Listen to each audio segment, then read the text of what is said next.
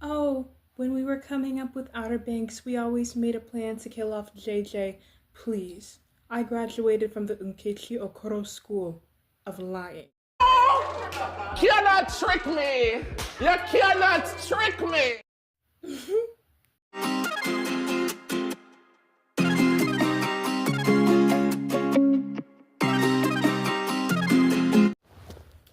Hey all, how are y'all? It's me, Elaha. Hey guys, and welcome back, or welcome to Elements of Elaha, where I talk about things that interest me, affect me, or am very passionate about. And in today's video, I am going to be talking about Season 4 of Outer Banks. So without further ado, let's get into the video. When it comes to people saying they miss season 1 of Outer Banks, they miss season 1 vibes, they miss how it was in 2019. Season 4, they said they were going to have season 1 vibes, but they lied. Let me ask you this. Are you the same person you were in 2019? Do you think the same way you did in 2019? Do you act the same way you did in 2019? Let's put this into perspective when it comes to high school, because the characters were in high school in the first few seasons. Let's say season 1 is freshman year and season 4 is now senior year. Do you act the same way you did as a freshman? Better yet, do you still talk to all the people you talked to as a freshman or in 2019? If the answer is no, why are you putting all these unrealistic expectations on how the show is still supposed to be? Season 1 is normally just supposed to be laying the groundwork for the show. And then once they get that season 2 renewal, they can just build upon the story. It's supposed to keep getting bigger and it's supposed to keep getting better. If everything is the same vibe as season 1, then what's the point of continuing to watch? Yes, the foundation is laid, but obviously I need to see a difference in between the seasons. They need to keep getting better, not staying the same. As you get older, you're supposed to grow and you're supposed to change. Hopefully for the better. Keep the things that were good, and the things you need to change, you change them. So I started Outer Banks about halfway through the show. I started Outer Banks a few months after season 2 came out. I remember when Outer Banks was making a big name for itself when the quarantine hit in spring of 2020, and it was this big hit. But the thing is, obviously, when it comes to streaming services and the most popular shows they have, majority it's like a all white cast, and if they do have a black lead, here's how it will usually look like. They will have the one black male lead, and then they will have the biracial girl, and that would be about it.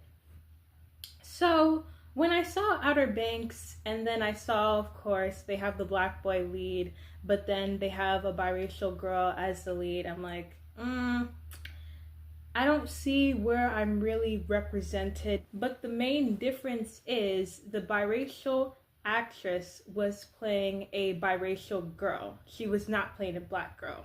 So that is the difference. So when it came to people saying they missed season 1 of Outer Banks vibes, and I was seeing how the white cast members of the show got a lot of love, but when it came to the black lead of the show, Jonathan Davis, who plays Pope, he didn't really get a lot of love from the fans. I even remember before I started the show, the cast members, the white cast members, had to tell the fans to go and follow JD because people were not following JD.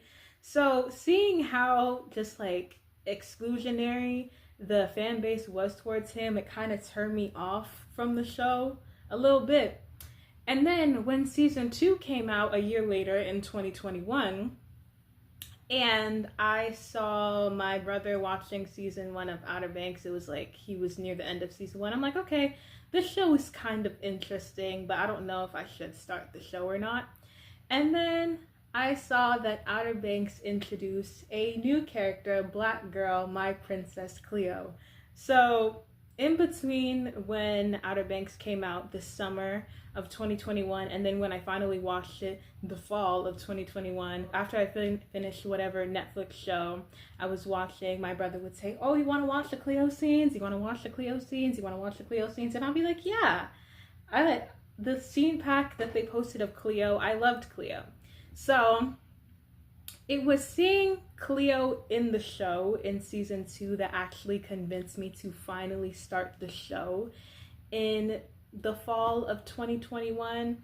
And I started the show, and yeah, I fell in love with it. But the thing is, when it came to season 1, I have a confession. Don't take it personal. I said I have a confession, so you gotta listen. I was bored the first half. I was very bored the first half of watching Outer Banks. I'm like, okay, everyone is going crazy over this show, but I'm kind of bored. It wasn't until the episode that John B and Sarah got together, episode 4, I'm like, okay, this show's starting to pick up. I love John B and Sarah. They're so cute. Their chemistry is chef's kiss. What's even better is learning that Jay Stokes and Madeline Klein were a couple in between seasons 1 and 2 of Outer Banks. So yeah, season 2, the chemistry was extra high. So yeah, John B and Sarah's relationship kept me watching the show throughout season 1.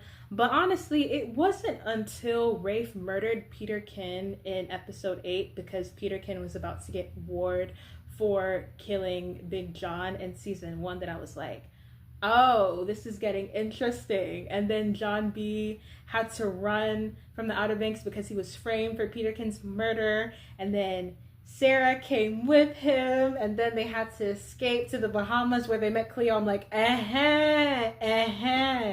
See, now this is a show that deserves the hype. I'm like, and had the show just kept the season 1 vibes where John B and Sarah did not need to run away, I don't think I would have been as interested. Thing about teen dramas, especially action-packed teen dramas, is the stakes. They're supposed to keep getting higher and higher and higher. That's what makes it interesting. That's what keeps it going on for seasons and seasons and seasons. But to still just keep the vibe of kids trying to have a good time at the beach, And then just looking back at season 1 of Outer Banks compared to its other seasons, that's not a vibe that I want them to go back to. Like, what season 1 vibes do you guys miss so much besides that orange filter? Because, again, I can go down the list of the main things I don't like. I think I can come up with 3 or 4 at the top of my head. 1, Topper and Sarah's relationship. Ew.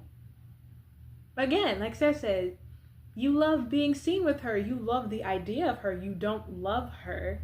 Like, he was pressuring Sarah to sleep with him. And then when she didn't want to sleep with him, he got so mad. And then when he found out that John B and Sarah got together and they slept together, he was slut-shaming her.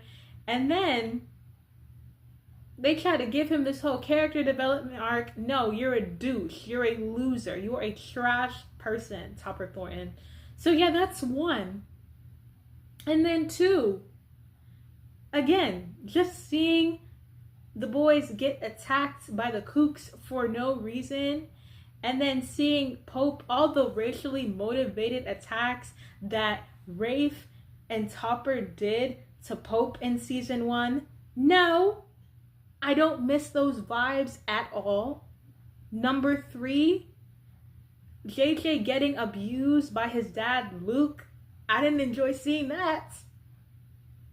And then lastly, whatever thing they had with Pope and Jiara in season 1, I didn't enjoy that. So are those the season 1 vibes you miss so much? Because as much as, again, they want to say that, oh, this is a show about 14s just having a good time, treasure hunting little boat show, it was never that.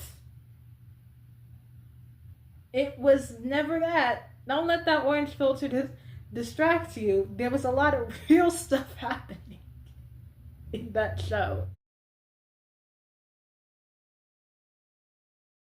And yeah, season 2 is really where the show found its footing. I'd still say season 2 is the best season out of the show because obviously it's a Pope centered season. Like, I love season 2 so much. Now, if it's one thing I don't like seeing, it is some Outer Banks fans invalidating Cleo not being a Pogue because she's not one of the original Pogues because she didn't join in season 1.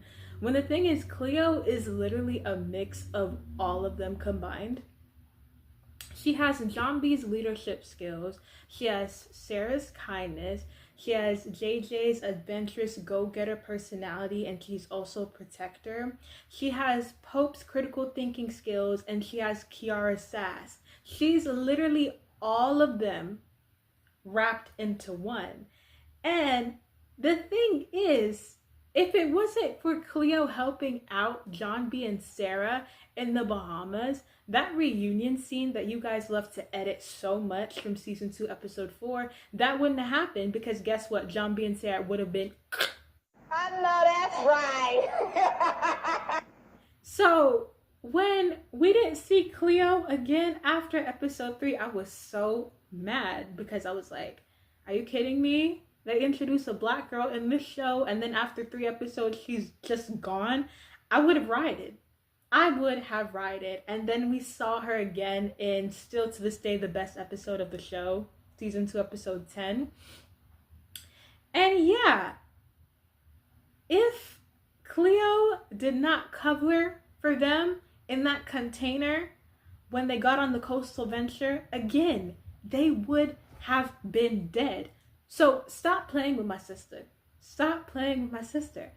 And then once they got onto Pokelandia and her and Pope did the Pogue handshake, yeah, she's a Pogue.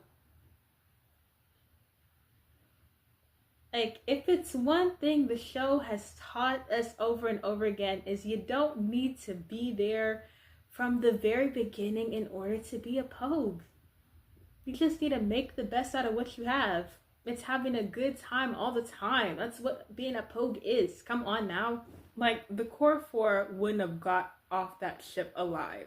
And y'all know that. Definitely would say that season 4 was the best season after season 2 because season 3 did such a disservice to both Pope and Cleo's characters. Like, they underutilized them so much and they gave most of their screen time to Big John's funky, ungrateful behind.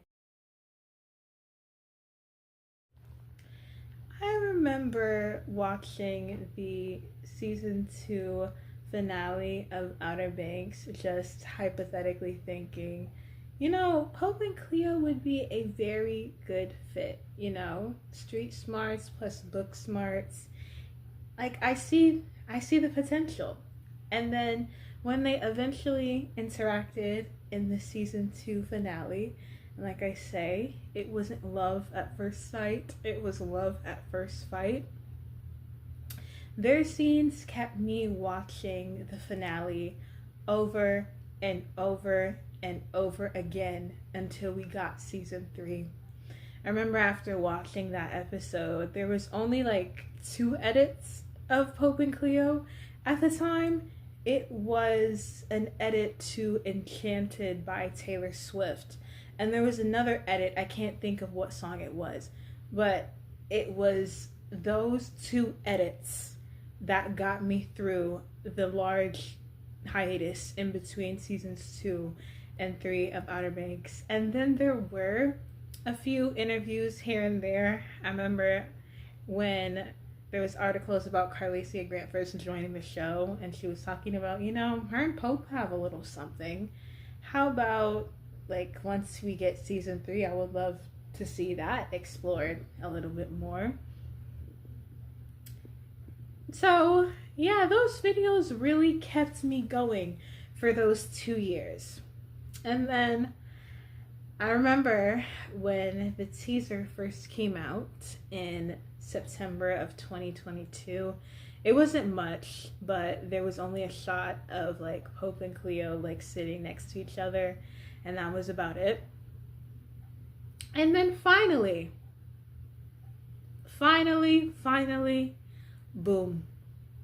January of 2023 hits, and we get our first look pictures for OBX3. And I see an image of Pope and Cleo together, and I start seeing interviews of JD and Lacey talking about Pope and Cleo's love story in season 3. And I was just so glad that the writers were doing it. Honestly, I really don't get the takes of people being like, oh my gosh, they just put Pope and Cleo together because they were the only two single people left, or they only put them together because the both of them were black.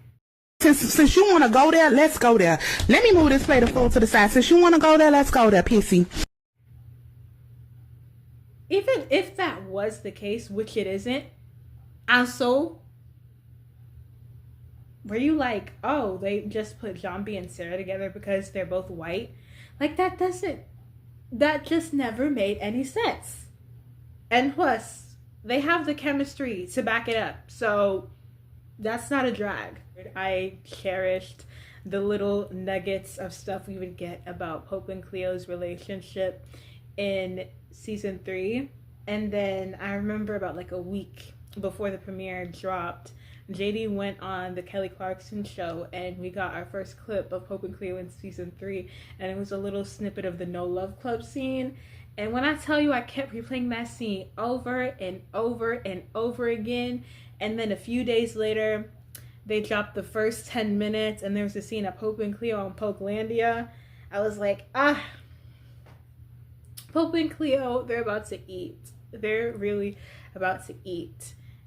And then boom, watching season 3, mwah, chef's kiss, honestly. Like, Pope and Cleo, when I tell you Pope and Cleo scenes were the saving grace of the monstrosity that was season 3, I was thinking about songs that would fit like Pope and Cleo's vibe, and I feel like one of the songs that encapsulates their vibe perfectly was Never Knew I Needed by Neo, the ending credit song in The Princess and the Frog.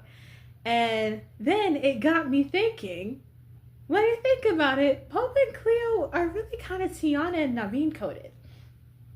So, boom. When we first meet Tiana and when we first meet Cleo, they are just very focused on getting ahead in their career, in their lives. They're not really focused on trying to settle down or trying to fall in love. Like when Tiana's mom brings up, oh yeah, like you need to settle down, Tiana, eventually. I want some grandkids. And Tiana's like, yeah, I don't got time for dancing. That's just gonna have to wait a while. And then when Jambi and Sarah and Cleo, when they go their separate ways in order for Jambi and Sarah to escape the Bahamas and head back to the Outer Banks, before and Sarah and Cleo were talking about love. And then Cleo's like, yeah, falling in love is a big mistake. It's better not to care. And then, fast forward a little bit, they meet the future love of their lives, but they don't know yet. Naveen and Pope. And they both almost try to kill him. So technically, for both ships, it was really love at first fight. Eventually decide to spare them and help them. And then, of course, they go on an adventure together. And in order to survive, they obviously have to work together. But they end up bickering a lot. Like, and when I say a lot, I mean a lot. But that's mostly because they don't know much about each other. But then once they do start getting to know each other, they start to fall in love. And then they realize that they can't be without each other. And then, mwah, chef's kiss. Like, seeing Pope and Cleo's love story in season 3 was just so adorable. How, you know, since they both got their hearts broken before, they weren't really the ones to believe in love. So they're like, screw love. Let's swear off love. And then you see how the both of them help each other. You know, Cleo tried to help Pope get his cross back. And of course, make sure he keeps his academic career going. And then Pope gave Cleo the family she never had, the home she never had, the room she never had. When it came to Pope having difficult conversations with his friends, most of it was just like, their response was, oh, just join the club, or just doing something to get him to take his mind off of it, whether that's getting him high or getting him drunk. But obviously that doesn't help at all, because, you know, Pope will still get burnt out from all the good things he's trying to do to help his friends, throwing his future away to help his friends, and he gets nothing out of it. Of course, leading to him crashing out every season, because why wouldn't he? But then, you know, meeting Cleo and becoming friends with Cleo, she isn't one of the people to just like avoid her situation. She's one of the people to tackle it head on. So especially that conversation about them starting the No Love Club, when JJ and Pope were talking about the mess that is the love triangle between JJ, Pope, and Key, and the whole Pope and Key situation, and then JJ and Key potentially developing a relationship. When JJ was trying to talk to Pope about it, Pope was like, yeah, I don't want to talk about it, bro. Yeah, just leave it. Things aren't awkward. But then once him and Cleo talk, and she's like, oh, something's going on, and Pope was like, nothing's going on. But she helps him tackle that head on, because had they not had that conversation, Pope wouldn't have been able to be honest with JJ. But thanks to Cleo, of course, you know, their friendship was still going strong. And then Cleo, she's used to doing things by herself, having to be strong and independent, not because she wants to be, but due to her circumstances. That's just how she had to be. So having somebody that has her back like all the time, like Pope. Then we get to the finale, where we see the scene where Cleo confesses her feelings and she quits the No Love Club. But did y'all know that that amazing kiss wasn't scripted before? Take a look at this. This was in Barbados. It was originally scripted to be a cheek kiss, and me and JD were like, well, you know what would really get them going? If we just really kissed. Let's just go for it, just in case they say no. I know. And then Jonas is like, hey, it'd be really cool if you guys just kissed. We were like, oh, we're really gonna do that. And yeah, we did a thing. And it was beautiful. And that's why every day I thank Jonathan Davis and Carlicia Grant for their service. Where the Pates give us crumbs, they said, by force, by fire, the children, the Popecleo stands, will get fed. But their first kiss, obviously, it starts a very, very frustrating pattern of Pope and Cleo not being able to kiss in peace that they carry on into season 4. I mean, literally, JJ could have given them like 5 more seconds. Like, he literally clocked their tea in episode 6, and then Jiara clocked their tea in episode 8. So I'm telling you, JJ could have given them 5 more seconds, so they could have done the little forehead touch thing that JJ and Key did in the episode prior, and Zombie and Sarah did in their first kiss. But nah. So then when press starts to roll out for season 4, and JD and Lacey were talking about Pope and Cleo's relationship in season 4, and Lacey said that one of the words that describes their relationship in season 4 was tragedy. I was like, uh-oh. Like, what's happening? I was like, okay, somebody really close to them was gonna die. And originally I thought it would be Hayward, but it was mostly Lacey that said tragedy. If that was the case, JD definitely would have been like, yeah, we would have known it was Hayward. But thank God it was not Hayward, because y'all killing off the only good daddy in the show. But yeah, seeing their relationship in season 4 was so cute. But honestly, the minimal screen time the two of them were getting in part 1, I'm kind of glad that they did do split seasons, because that would have pissed me off. Because they literally had like, what, 5 minutes of screen time together in part 1. So they didn't start getting some like good crumbs until starting like episode 3. And boom, again, when they got alone time in that 30-second truck scene, they can't even make out in peace because a killer is on their tail. There was Lightner at that same beach, so no, they can't make out in peace.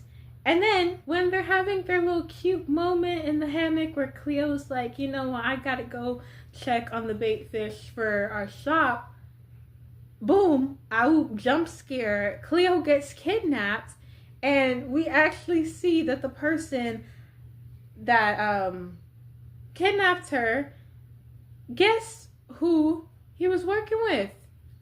Terrence. And I was like, oh, shoot, Terrence is alive. But then again, no body. That doesn't mean they really dead until you see a body. Hence, Big John, Ward. So, I know any time where they bring a character back and they've been absent for a few seasons, obviously, they brought him back to kill him off. And the sad thing is, even if Pope had got there like a few minutes earlier, Lightner was always gonna kill one of them, whether that was Cleo or whether that was Terrence. Because do you honestly think he's like, Lightner's like, bring the amulet? Do you honestly think had Pope given him the amulet, he would have just let the 3 of them there alive so they could go to the police and tell them not only did a man hold my girl hostage, and he also broke into our house, stole from us. Do you think he was honestly gonna let them do that? No. But they cut a little bit of the scene where Cleo tries to revive Terrence, and there was a shot of Pope grabbing Cleo, but they deleted that from the episode. I don't know what's up with the OBX editors always cutting out good stuff, pivotal moments when it comes to the couples. Why would they cut that out? They could have had a nice little parallel to Cleo comforting Pope after he tries to kill Rafe back in season 3. But no, they can't let us have nice things, especially when it comes to Pope and Cleo. So, seeing the aftermath of everything that happened with Terrence, I honestly thought that that was going to set up some angst for Pope and Cleo, and especially reading the interviews that came out in between that time and watching the interviews, I was thinking that we were gonna have a boatload of angst, and I was about to be really pissed off because, like, what do you mean? They had like 5 minutes total screen time in part 1, and then you mean to tell me that most of part 2 is just angst? I would have been so angry, but they got us. They got us real good. Because watching part 2, why were Pope and Cleo serving rom-com excellence? I love that. I loved that. Now, my thing is, when it comes to white writers writing black characters, you guys have to be very, very careful with what you have your black characters do. Because Pope tackling that police officer after JJ went on his little rampage, trashing downtown, I was like, oh my goodness. Come on. Really? You already had Pope drop out of high school, right? At least he got his GED. You guys couldn't let Pope and Cleo just take their own share of the money and have them be living a happy life, you know. Then you have Pope tackle an officer, now making him a criminal.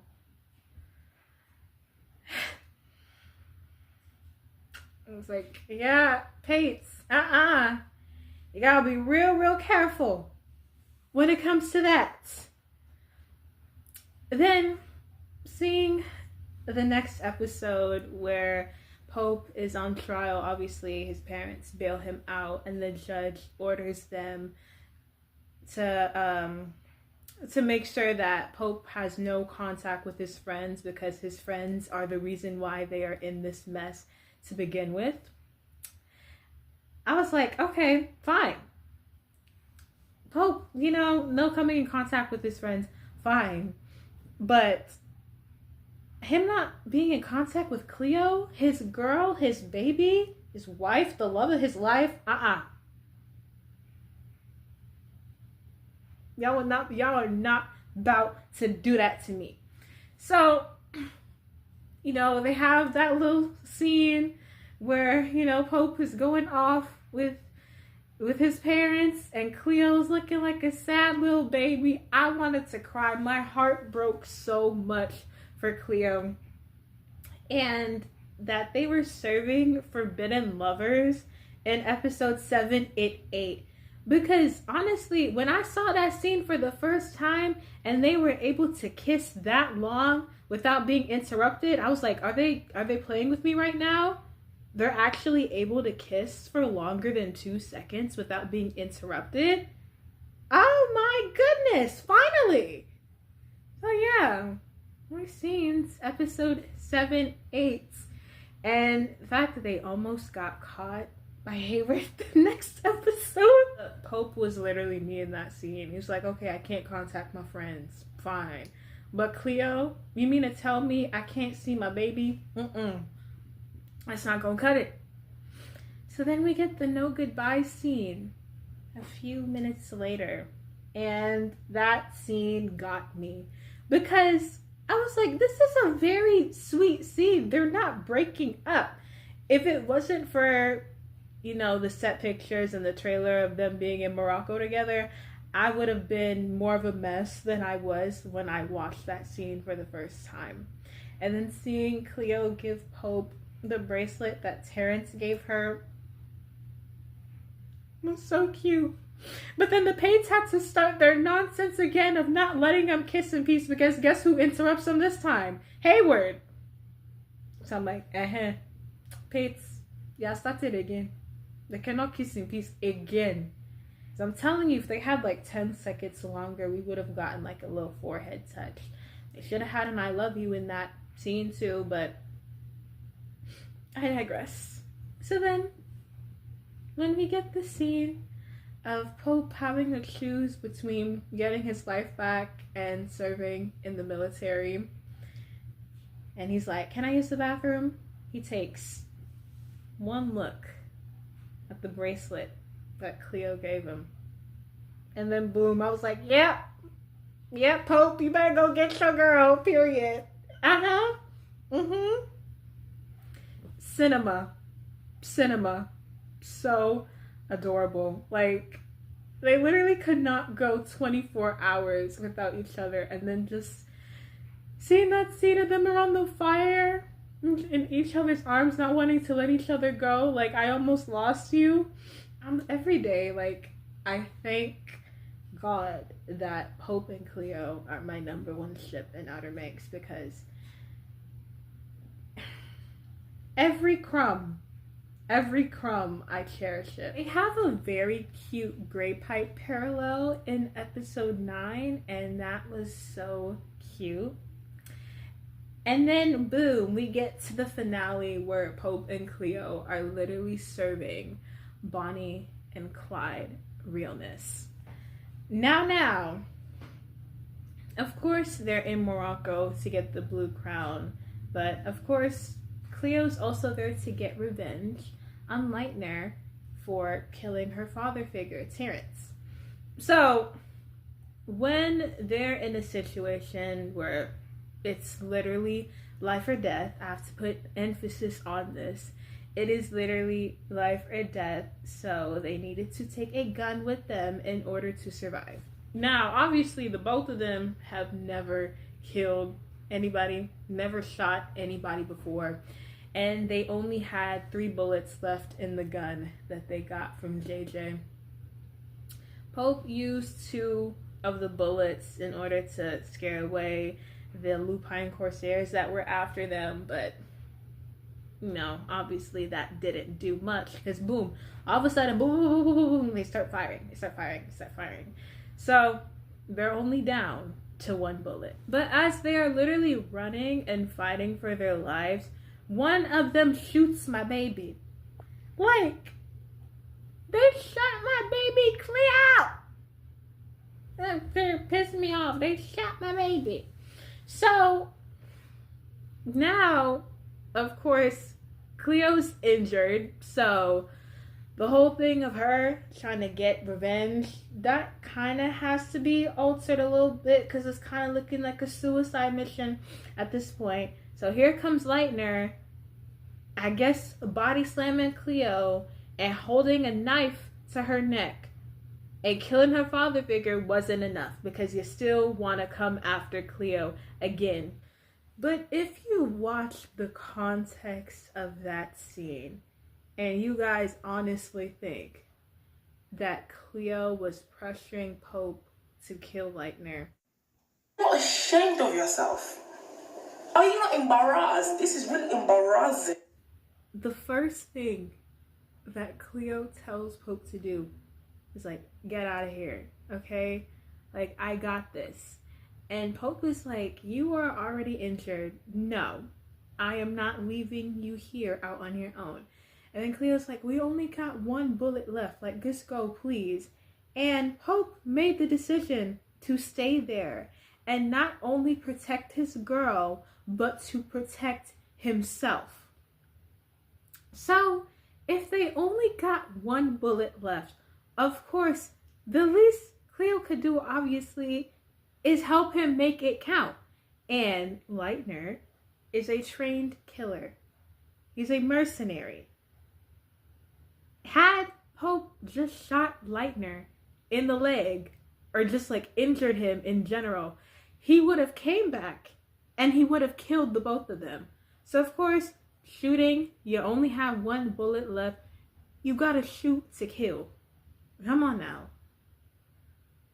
Like, of course, in regular context, if this was season 3, the stakes weren't as high, but it literally was a life or death situation, and they only had 1 bullet left. So what were they supposed to do? Just let them get themselves killed? I just find it very poetic. Pope killing the same guy that kidnapped and held his girl hostage? Cinema. Chef's kiss. Now we better get multiple I love yous next season in order to make up for the ones we were robbed of this season.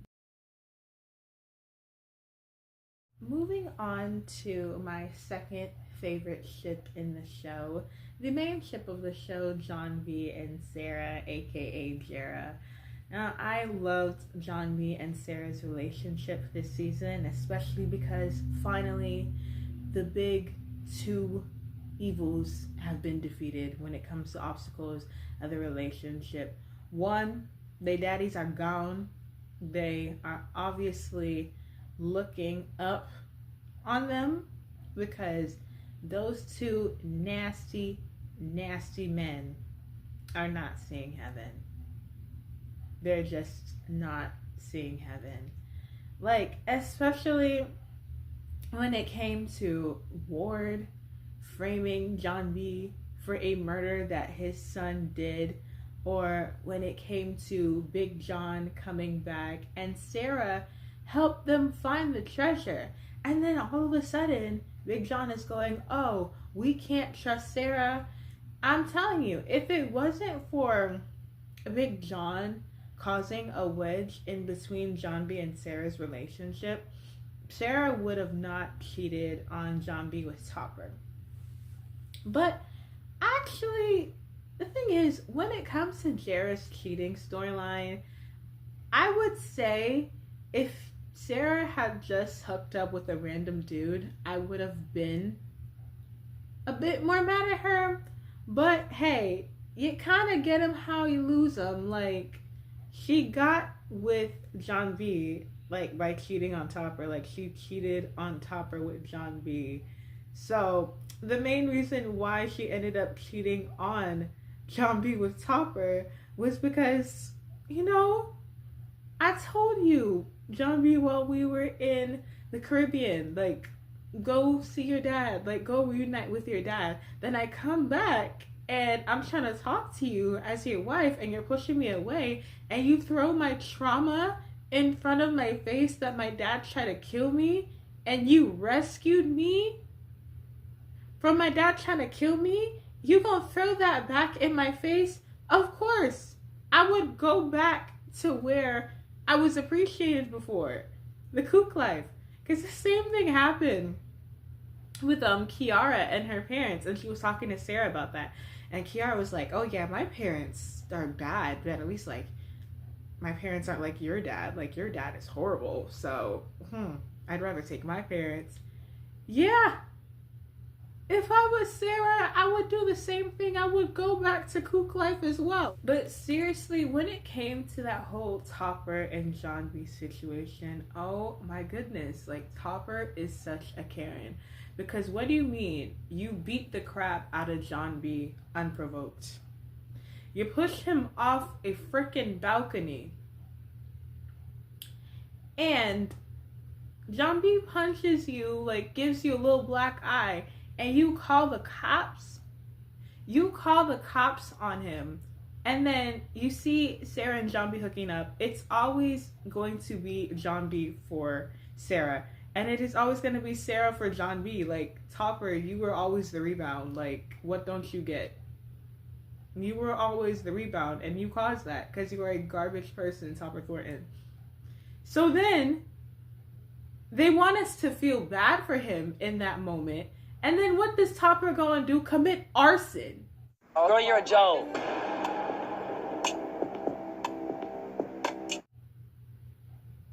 You go and commit arson. You would have been charged with 6 counts of attempted murder. And we're supposed to feel bad for him?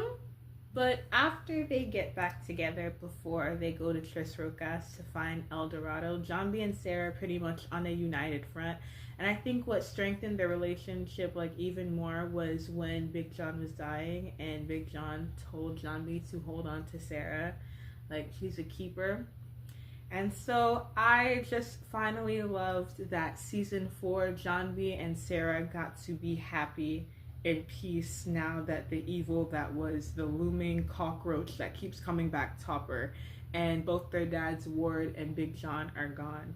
So of course, John B and Sarah, their main storyline this season was making sure that they don't repeat the same mistakes that their parents made. And so it was just really nice to see them have that honeymoon era that they never really got to have in season 1 because, again, their family and Topper are trash. And they just got to be cute. I thought that this season they were finally able to obtain a marriage license, but something happens this season and no, they weren't able to get legally married, unfortunately. But I remember seeing people have speculations when they were filming in Morocco that Sarah was pregnant. And honestly, when it came to a pregnancy storyline for Jarah, I think it honestly did make sense. Like, John B and Sarah got married like less than a few months after knowing each other. Like, they already lived together, so of course a baby would be the next step in their relationship. But seeing how they were literally like homeless and broke in part 1, I was like, okay, if Sarah does end up like being pregnant, I was like, couldn't it just be like a pregnancy scare? Because I would have wanted them to get more money, like have a roof over their head if they are gonna have a baby. But the way they actually went about it, I think it was super sweet. I do side eye the Pates because like it seems like whenever they have Sarah do something, of course they just ignore it. Like when it came to the whole cheating thing in season 3, like Madeline was like, yeah, I think this sets up a bit of character regression for Sarah. Like, I don't want Sarah to cheat on John B with Topper. And the Pates were like, we're gonna do it anyway. And then Janvi was like, yeah, I think we should get a house, maybe start a family. And then Sarah's like, start a family? I'm literally 19. Like, on the other hand, I was wanting my girl to be teen pregnancy a bit. But then, you know, they go to the pharmacy and Sarah takes a pregnancy test and they release a trailer for part 2. And Sarah was like, think of one positive thing. I was like, okay, she's pregnant. She's pregnant. All right, that's fine. And then the scene where Sarah does tell John B that she's pregnant, and he's like, oh yeah, we're pregnant. And the way that he became even more protective of her and their future child was so cute. And so the way they both got dressed up and they were running to the courthouse ready to get married, but they couldn't get married because of JJ trashing downtown. The writers are nasty for that. I love that scene that Sarah and Jiara had in the pharmacy. But when it came to Janvi and Sarah talking about who they wanted to be their future child's godfather, and Janvi was talking about, oh, I want it to be JJ. I was like, are you sure? Like, JJ trashing downtown is like the main reason why the two of y'all cannot get married. And I was with Sarah. I was like, you want to make him our baby's godfather? Like, why not Pope? And the little double date scenes that Jarah and Popecleo had, chef's kiss, carried the romance this season. And they carried the humor this season. Now, when it comes to Sarah having the baby, fingers crossed they're gonna have a daughter. You know why? Because I said so. When Sarah is about to give birth, please, please, please, please, I want my Sabrina Carpenter stuff. Take her to a hospital. Like, I know the writers, I know the Pates hate Sarah, but please, at least one thing, at least let her have that baby in the hospital. Because if her water breaks at the worst possible time,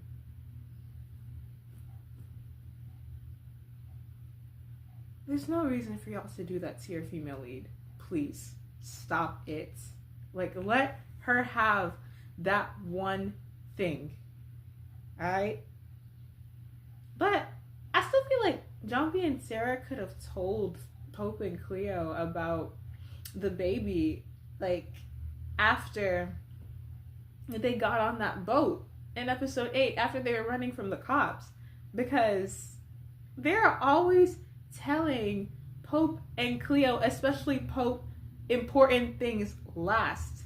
Like, why is Pope always, like, the last person to find out about things? And, like, literally he's helping keep y'all alive. And this is how y'all do, my boy?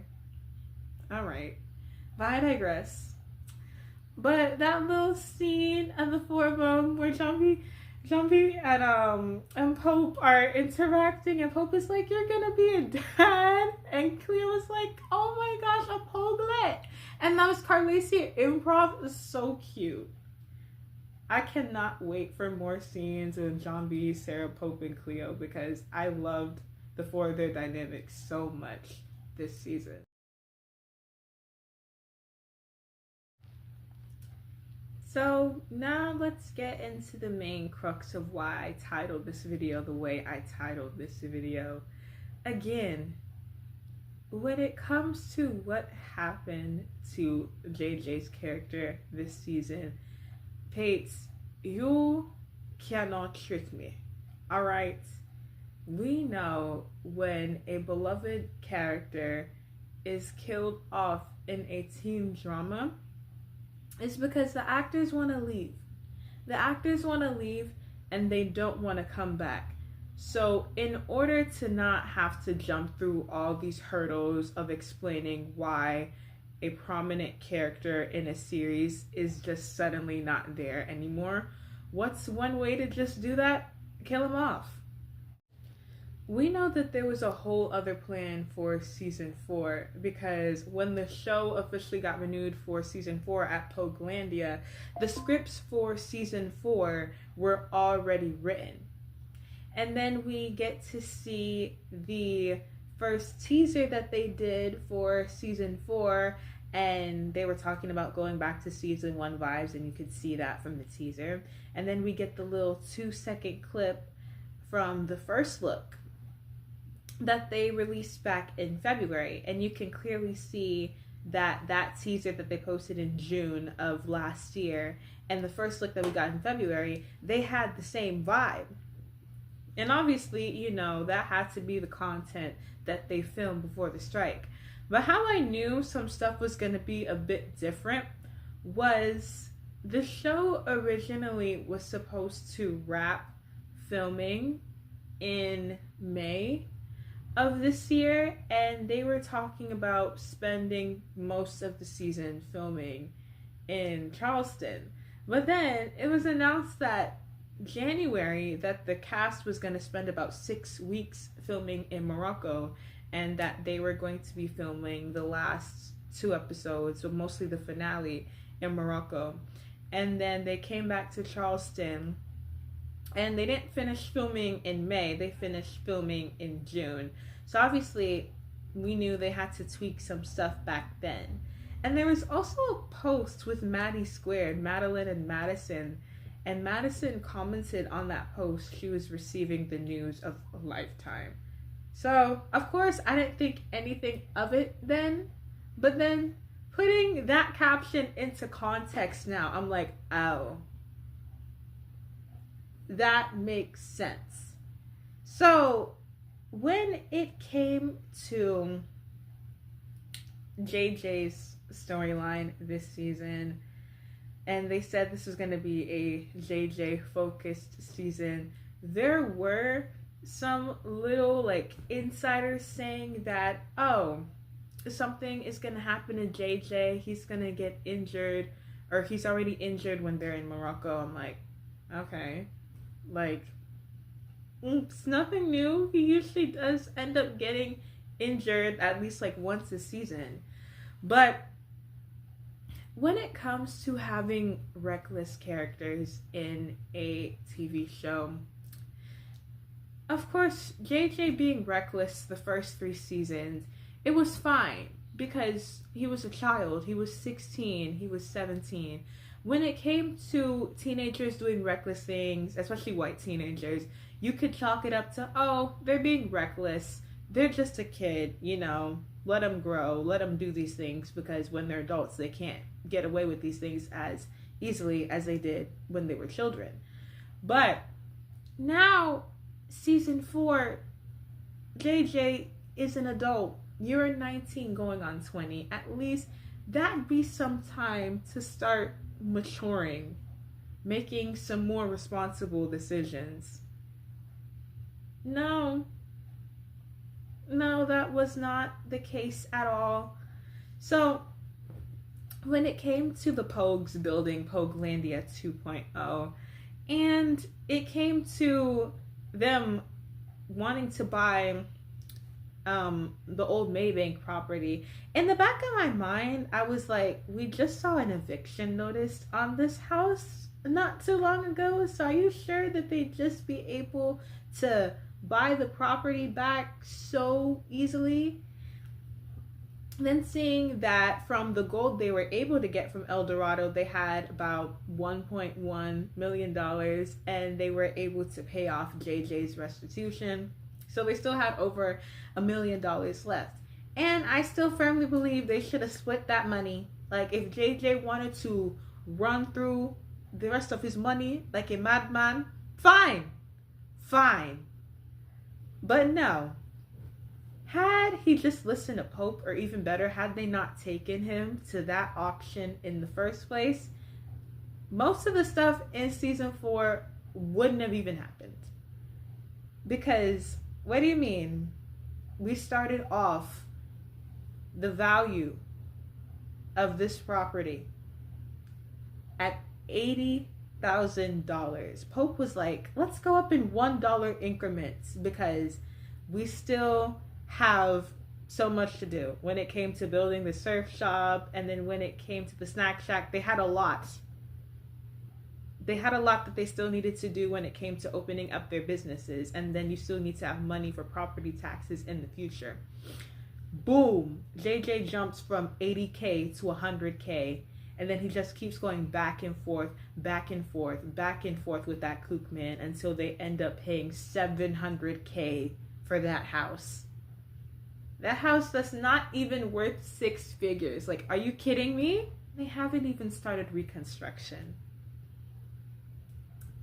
They haven't even started reconstruction for that house. Making sure that house is able to house 6 people. So then they're doing really well with the scuba tours and the bait shop. In the bait and tackle shop, they're doing really well with that. And then, of course, as business is going on, the money is going to be slowly running out and running out. But they kept a spare piece of gold there for property taxes because, of course, the IRS will come after you. So when it came to the enduro bike race, I was like, okay, we know the main reason why they are going on a treasure hunt again is because they became broke. But seeing how much money that JJ bet on that house, and then seeing that JJ bet their last bit of money that they were supposed to use on property taxes in a bike race, that you know the kooks are gonna rig. You know they're gonna do that. Why would you want to make the rich richer? Okay, we get it. You're not used to having money before. But the same thing goes for John B and Pope and Cleo.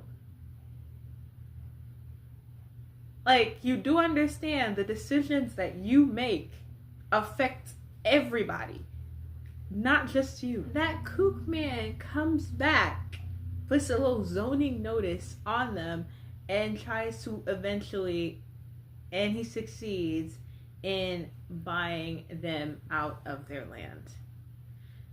So, of course, I did feel bad for JJ when it came to his home life, because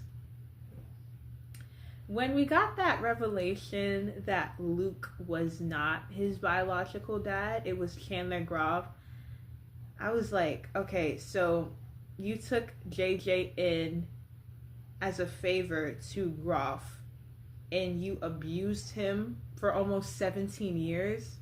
You abused him for almost 17 years knowing that you weren't his real dad. That is nasty. That is absolutely nasty. And then when it came to the property, I was like, I knew something had to be fishy when it came to the property going on sale. Like, you made a deal to get rid of that house while you were on the run. And your son was dealing with eviction notices. Like, Luke, you are a very nasty man for that. So, of course, when he crashed out, I was like, all right, that's completely valid. But then, once they had Pope tackle that police officer for JJ, I was like, oh no. Because what I had thought originally was that, like, JJ was going to do something before and that Pope was going to take the fall for JJ, kind of like a parallel back in season 1 when it came to Pope sinking Topper's boat. But no, that wasn't the case. It was an even worse situation. I was like, no, Pope, why would you do that? Why would you do that? Then only for them to talk about that a few episodes later, and then JJ was just like so ungrateful. I'm like, Pope literally threw his life away for you. And then JJ's like, Pope, I didn't ask you to do that. You didn't have to. You guys are family. Then him destroying downtown is the main reason why John B and Sarah cannot get married. And then the whole thing when it came to his storyline with Groff, his actual biological dad, I don't know what it is about Outer Banks and just having all of the white characters' dads be murderous psychopaths. But hey, here we are. So, a whole thing with Groff is obviously like he was on the run and he was trying to get the treasure.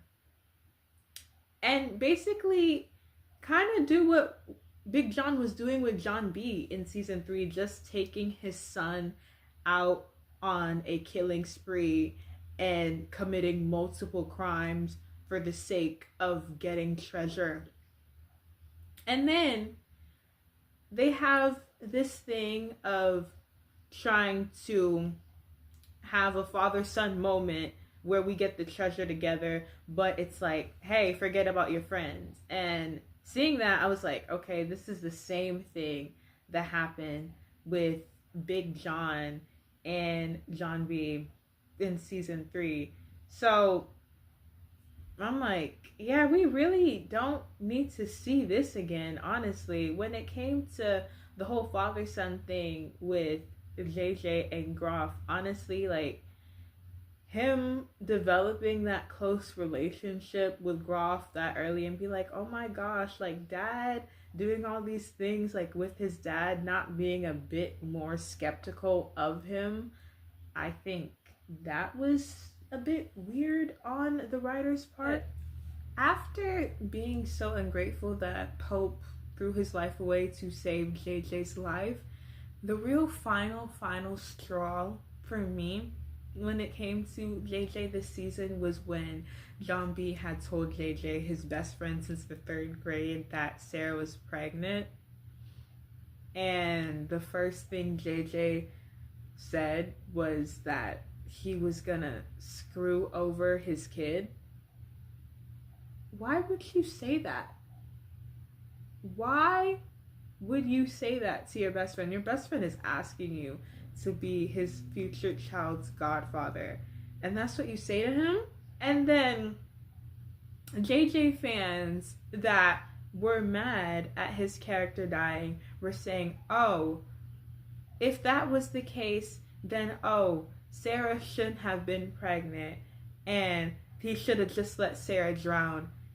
After insulting their future kid, the least JJ could do was go and save Sarah after Sarah fell off the boat. That is the literal bare minimum. Like, come on now, really?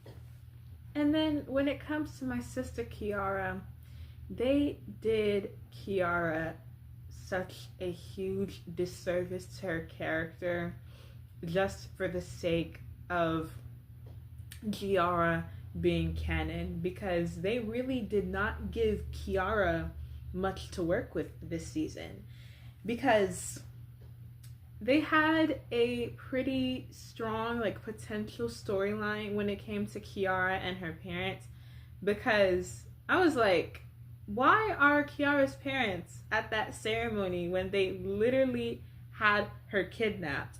Only for when they came back from Chris Roca's, Kiara's parents are going to be acting like the victims, like, oh, we need space. You had me kidnapped. And you're the one talking about you need space. They did give Jiara something to do in the beginning of the season where they had her tend to a garden, and they also had her trying to save the turtles, trying to get the turtles, the sea turtles, to the ocean in episode 4. But other than that, mostly, unfortunately, the writers just reduced her to just being JJ's girlfriend this season, and that really did not benefit Kiara's character at all, because seeing the way that JJ was treating her was absolutely ridiculous. Like,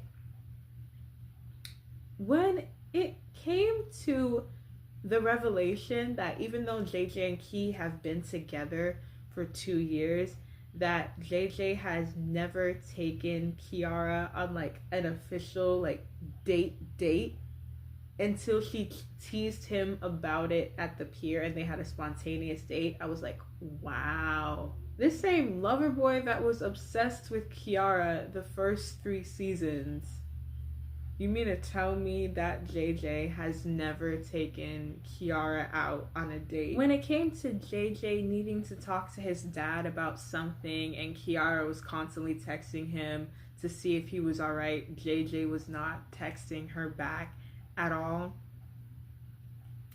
And pretty much after he found out that Luke was not his biological dad, he was pretty much icing Jiara out. And Jiara, like this whole season, was like, JJ, talk to me, I'm here for you, like we can figure this out together. JJ, just talk to me, be careful, be safe.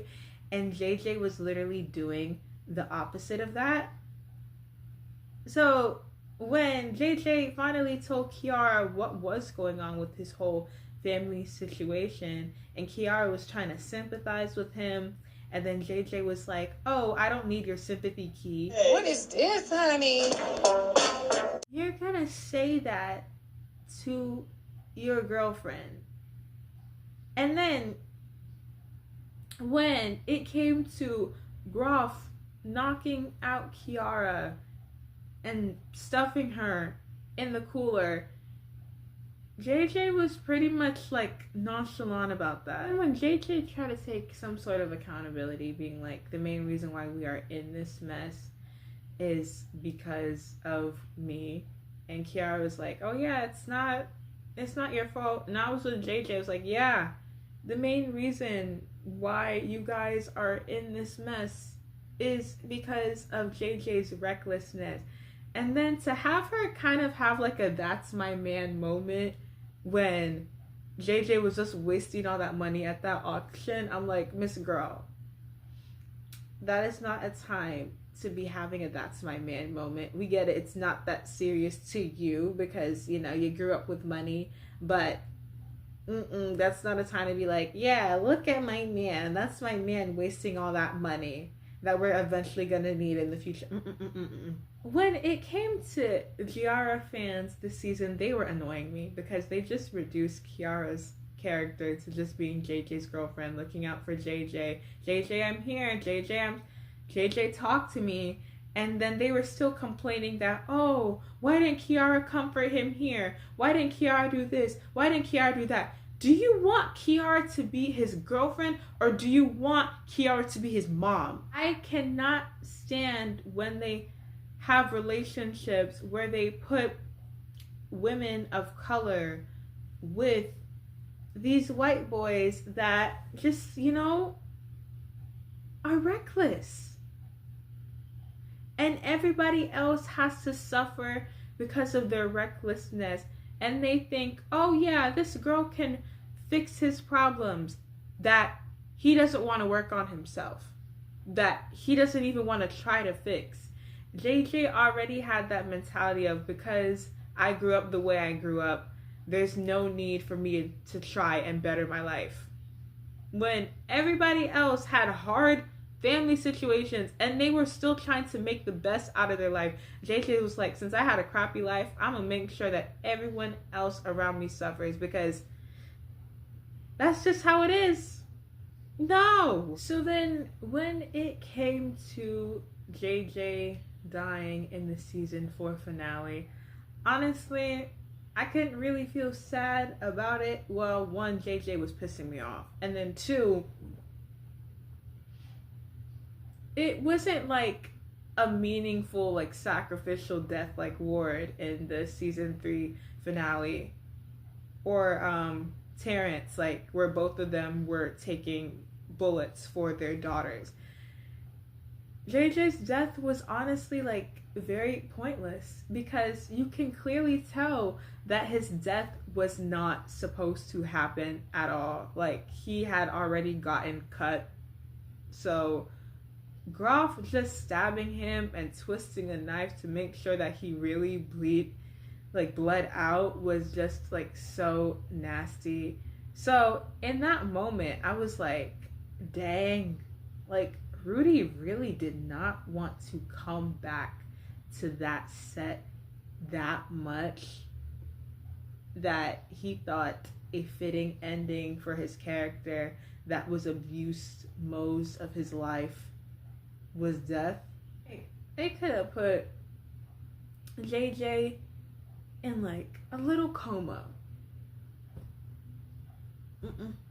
And then you also mean to tell me that the only time that JJ can say I love you first to Jiara was when he was almost off this earth? Really? Really? Jiara's, as I usually say on this channel, want better for your ship. But you can't even want better for your ship because half your ship is gone. Good riddance. Because still to this day, you guys are saying Jiara should have done this, that, and the third, like she's his nanny. Then they're saying, oh, okay, then boom, they should have just let Sarah drown, or Sarah should have never been able to be pregnant in the first place. Why would you want that? Oh, it should have been Popecleo that died and said no one should have cared. Racist. And if it wasn't for Popecleo, your fave wouldn't have even been alive that long. So what are y'all saying? Like, what are y'all saying? Then in their scenes together, like, you could not even tell that JJ and Jiara were a couple that had been together for 2 years because they were giving nothing in those scenes. You mean to tell me that the other two couples, Popecleo and John and Sarah, you know, when they're about to leave, they're kissing and hugging each other goodbye. And JJ and Key, they just get a handshake. Even that one scene where they had where Jiara was resting her head on his shoulder, it just felt super awkward. You can just tell that Rudy did not want to be there anymore, and that the only reason why JJ's character is dead is because Rudy wanted to leave and he didn't want to come back. And one way you don't have to come back in a TV show is if your character is dead. And people are wasting their utility money on billboards. You guys are review bombing the episodes. You guys are harassing the actors that had nothing to do with this, blaming everybody under the sun except for that grown man. This wasn't like a Cat Graham situation where the showrunner hated them and killed their character out of spite. Yo, Fave is dead because his actor wanted to leave. That's that on that. If JJ dying is what it takes for Jiara to finally get a storyline outside of her love life, okay, fine. At least you will not have to have the Pogues suffer and be broke again because of JJ's recklessness. They already have so much fallout to deal with because of the reckless things that he did while they were on that island, and now they also have to grieve him too. So it's just a lot of mess. Like, literally, we were closer to the end of the show than the beginning. Like, literally, Rudy could have stuck it out one more season. But the fact that you guys are literally having so much energy towards everybody but his actor, because you can clearly tell the Pates made that statement to save face when the evidence is there that there was a whole other season, but they had to tweak it in order to give JJ like the proper closure his character needed. It's a shame. But yeah, that man ain't coming back, and the writers are not gonna use the Blue Crown to bring him back. Y'all are not gonna bully that man into bringing his character back, because if he is, it's just gonna be like he's gonna give a terrible performance because he just does not want to be there no more. And He made his bed. Now he has to go and lie in it. But some things I do want to see in season 5, like hopefully now the writers can actually focus on giving Jiara more to do, because they did her a disservice by having most of her storylines be attached to her love life. Then finally, I want to see more of Cleo's backstory, specifically like flashbacks with her father and her grandmother. The fact that, again, we gotta wait until near the end of the show to finally give Cleo something that we should have seen in season 3 is ludicrous. But I hope we get to see it. Then eventually, once Pope, hopefully he magically does get cleared of his charges, because of course he has to go back to school, get his degree. I feel like he'd be getting multiple degrees, maybe even like invest in real estate a little bit. And then him and Cleo, they would buy a house, and Cleo would be running a successful Caribbean restaurant. And that little foreshadowing scene that they had with Pope and Cleo's no goodbye scene, and John B and Sarah trying to get married at the courthouse. Yeah, I got your tea. They're getting married next. I also hope that they don't really gloss over the fact that, you know, Pope killed somebody. Like, of course, even though it was to protect like himself and protect Cleo, I hope they don't gloss over that, and that Pope and Cleo work through that together. Like, okay, I don't mind like a bit of angst, right, in season 5 between the two of them. As long as they don't break up, I'm good.